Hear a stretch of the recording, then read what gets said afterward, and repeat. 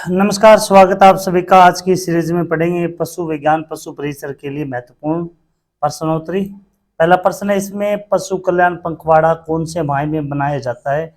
तो यह जनवरी माह में मनाया जाता है। पशु कल्याण पखवाड़ा है वो सर्दियों में लगता है और जनवरी माह में ये लगाया जाता है। अगला प्रश्न है, पशुपालन विभाग का विभागाध्यक्ष कौन होता है? इस विभाग का अध्यक्ष कौन होता है? इस विभाग का अध्यक्ष होता है निदेशक। तीसरा प्रश्न है कि राजस्थान में पशुपालन विभाग को कितने क्षेत्रों में विभाजित किया गया है?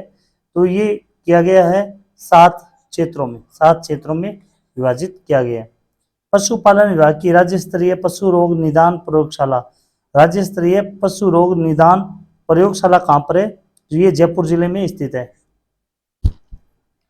अगला प्रश्न है, पशु प्रबंधन एवं प्रशिक्षण संस्थान, पशु प्रबंधन एवं प्रशिक्षण संस्थान कहाँ स्थित है? तो ये है अपने जयपुर जिले में। पशुपालक प्रशिक्षण संस्थान कहाँ पर है? ये प्रशिक्षण संस्थान की बात करें तो जयपुर में, और पशुपालक प्रशिक्षण संस्थान की बात करें ये जोधपुर में। राज्य पशु पोषाहार संस्थान, राज्य पशु पोषाहार संस्थान कहाँ पर स्थित है? तो ये जोधपुर में है। राजस्थान राज्य पशु चिकित्सा परिषद कहाँ पर स्थित है? तो ये चिकित्सा परिषद है ये जयपुर जिले में।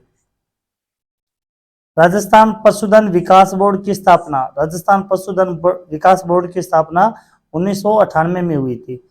पशुधन सहायता कार्य होता है? तो पशुधन सहायता कार्य नहीं होता है, तो इसमें उपचार करना, ये पशुधन सहायता कार्य नहीं होता।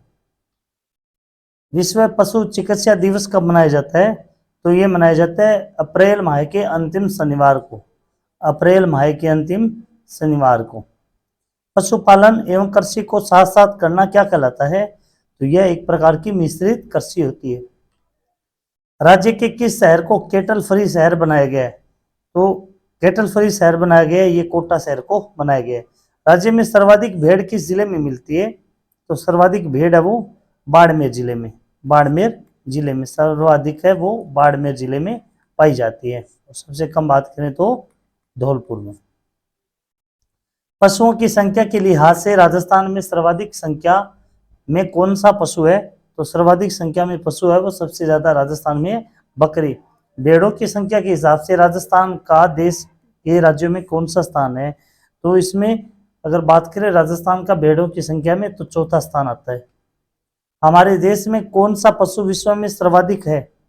तो भैंस सर्वाधिक है। श्री गोमती सागर पशु मेला कहाँ लगता है? तो यह मेला झालरापाटन झालावाड़ में लगता है। श्री बलदेव पशु मेला, श्री बलदेव पशु मेला कहाँ पर लगता है? श्री बलदेव पशु मेला है वो लगता है मेड़ता सिटी नागौर में। श्री चंद्रभागा पशु मेला कहाँ पर लगता है? ये चंद्रभागा नदी के किनारे झालरापाटन झालावाड़ में लगता है।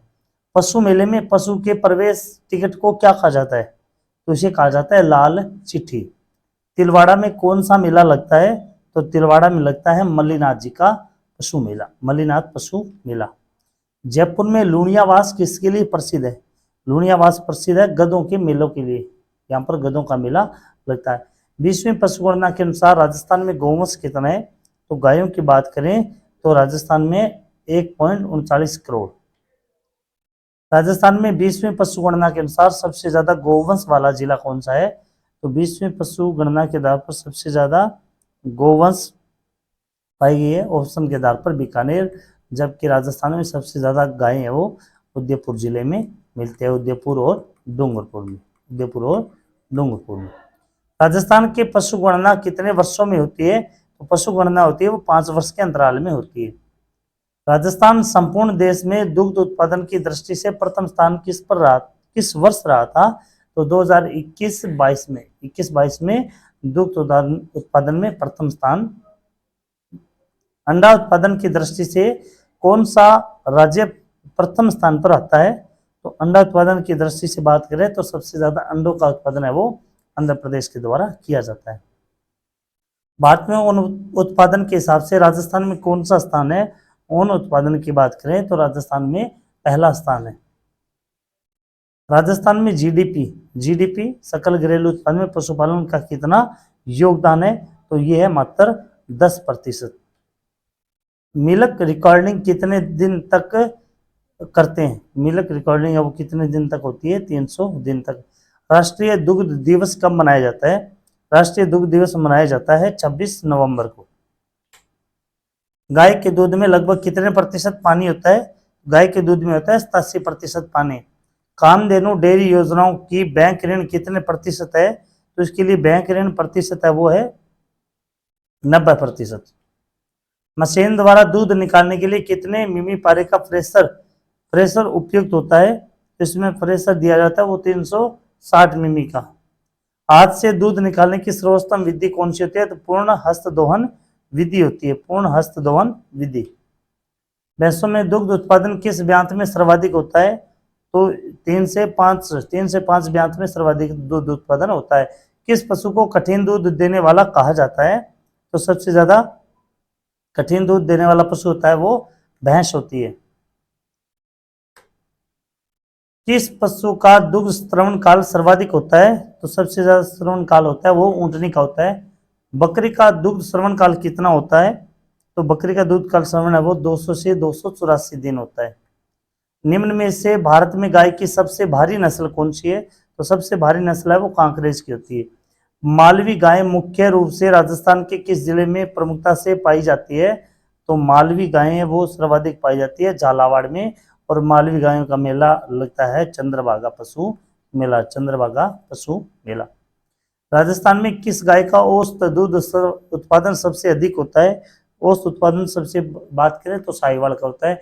विश्व में सबसे ज्यादा दूध उत्पादन किस नस्ल की गाय का है?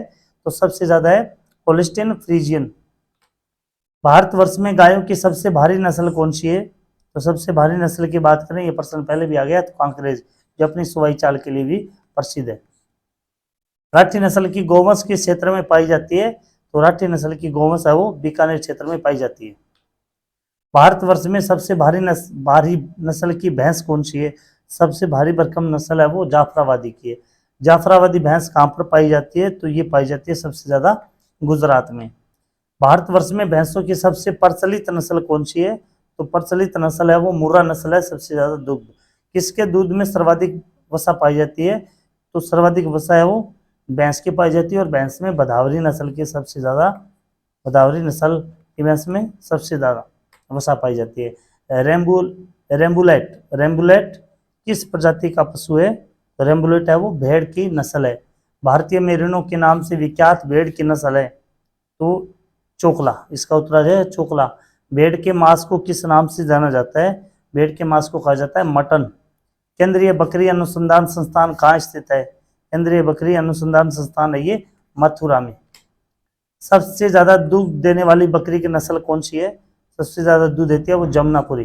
राजस्थान की चलती फिरती डेयरी, चलती फिरती डेयरी किसे कहा जाता है? तो बकरी को कहा जाता है। संसार में दूध की रानी की संज्ञा किस बकरी को दी गई है? तो सानेन, सानेन का सबसे ज्यादा दूध होता है। सिंधी किस पशु की नस्ल है? तो सिंधी है वो ऊंट की नस्ल है। ऊंट को राज्य पशु किस वर्ष में घोषित किया गया था? वो राज्य पशु 2014 में, राज्य पशु 2014 में। राजस्थान में पाई जाने वाली अश्व नस्ल है घोड़े की नस्ल कौन सी है? मारवाड़ी। अगला प्रश्न है साइडलाइन विधि से किस पशु को नियंत्रित किया जाता है? तो ये घोड़े को नियंत्रित किया जाता है, अश्व को। घोड़ी का गर्भकाल कितने दिवस का होता है? घोड़ी का गर्भकाल होता है 336 दिन का। संसार में सबसे ज्यादा अंडा देने वाली भारतीय नस्ल की कौन सी प्रजाति की मुर्गी है? तो भारतीय नस्ल की बात करें तो ब्रह्मा। और विश्व स्तर पर बात करें तो व्हाइट लेग हॉर्न सबसे ज्यादा अंडे देती है। देसी मुर्गी का एक साल में औसतन कितने अंडे देती है? देसी मुर्गी है वो 43 अंडे देती है। लड़ाकू मुर्गी की नस्ल कौन सी है? तो लड़ाकू है वो कौन सी है? असील। भारत में कृत्रिम गर्भाधान सर्वप्रथम किसके द्वारा किया गया था? तो डॉक्टर संपत कुमार के द्वारा। हमारे देश में कृत्रिम गर्भाधान को किस पंचवर्षीय योजना में अपनाया गया था? तो ये अपनाया गया था 1952 प्रथम पंचवर्षीय योजना में। गाय में मध्यचक्र अवधि होती है तो मात्र 21 दिन की। नर पशुओं में वृषण ग्रंथि को अक्रिय कर देने की क्रिया कहलाती है, ये क्रिया कहलाती है बधियाकरण। रबर बैंड विधि से पशुओं में कौन सी क्रिया की जाती है? तो ये किया जाता है सींग रोदन, सींग रोदन।